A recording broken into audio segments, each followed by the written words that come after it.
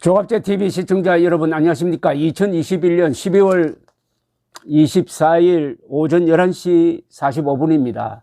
이 허영 교수는 경희대 법학전문대학원 석좌 교수이시고 우리나라 헌법학 분야의 최고 권위자로 알려져 있습니다. 이분이 가끔 조선일보에 칼럼을 쓰는데 이 헌법적 관점에서 문제를 바라보니까 아주 명쾌합니다.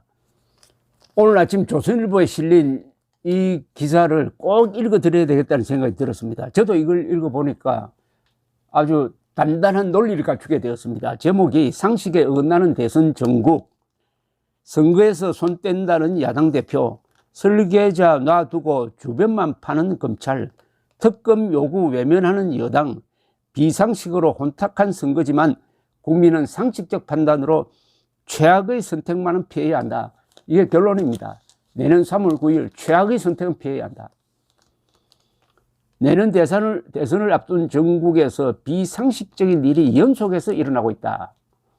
제1야당 대표가 선거 관련 일은 하지 않고 당 대표직만 하겠다고 한다. 이것은 이준석 비판입니다.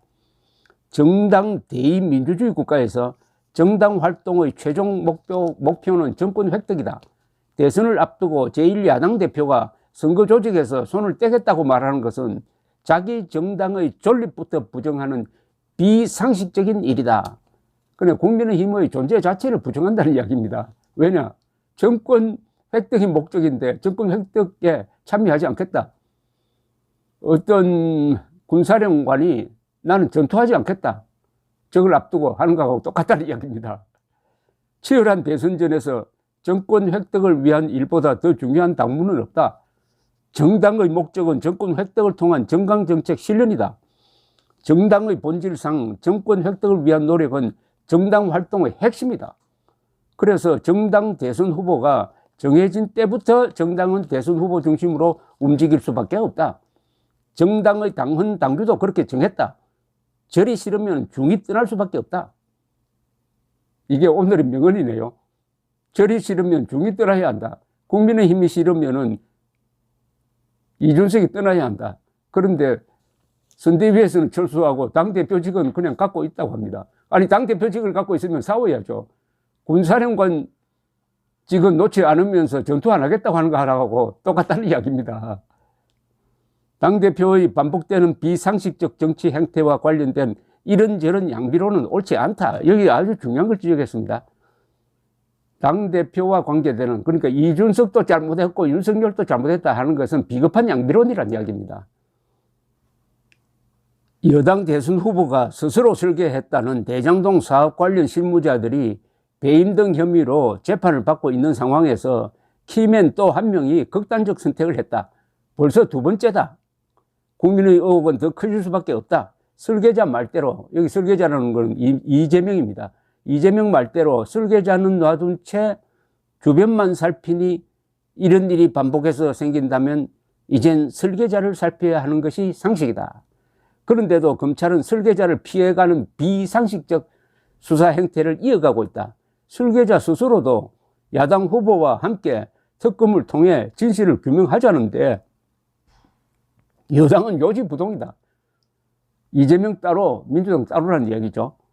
여당 대선 후보가 던지는 부동산과 조세 관련 주장은 청와대의 반대에도 밀어붙이려는 여당이 특검 요구에 대해서는 우의독경인 것도 비상식이다.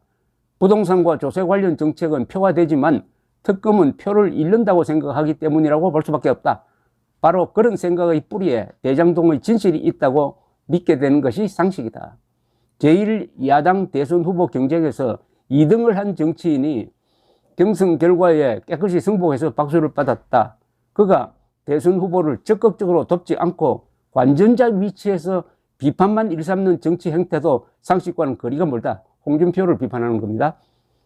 비례대표 의석을 늘려보겠다는 당리당략의 유혹에 빠져 기형적 선거법과 공수처 설치를 맞바꾸는 정치 행태를 보인 정당이 있다. 바로 그 정당이 요즘 대선 전국에서 정의를 독점한 듯한 정치 행태를 보이는 것도 상식적이지 않다.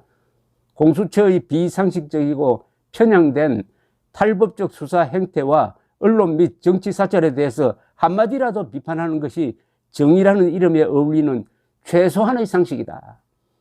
정의당을 비판하고 있습니다.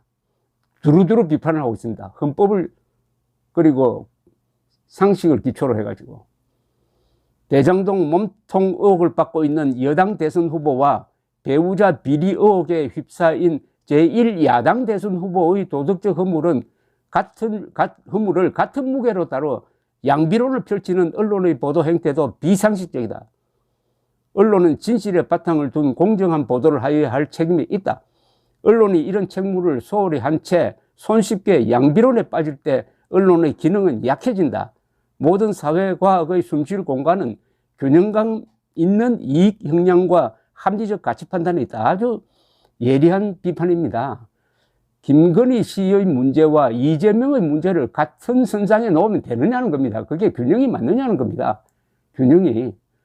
그리고 배운 사람은 사물을 판단할 때 균형감을 가지고 판단해야 된다 이거죠. 균형감이 상실되면 어떻게 됩니까? 소매치기에게 사형 선고를 하고 살인 강도에게 징역 1년 집행유예 선고하는 거하고 마찬가지 아니냐 이런 이야기입니다.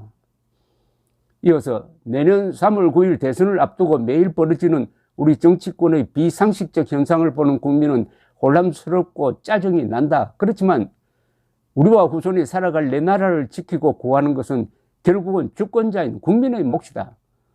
선거란 언제나 어려운 선택이다. 최선의 선택을 해야 하지만 최악의 선택만은 피해야 한다. 여기에 방점이 있네요.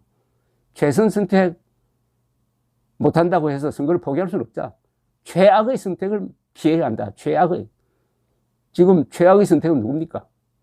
정권 유지를 원한다면 여당 후보를, 정권 교체를 원한다면 야당 후보를 선택해야 한다. 여당 후보가 아무리 임기응변식으로 현 정부와 다른 정책을 편다고 해도 여당 후보의 당선은 정권 교체가 아니다.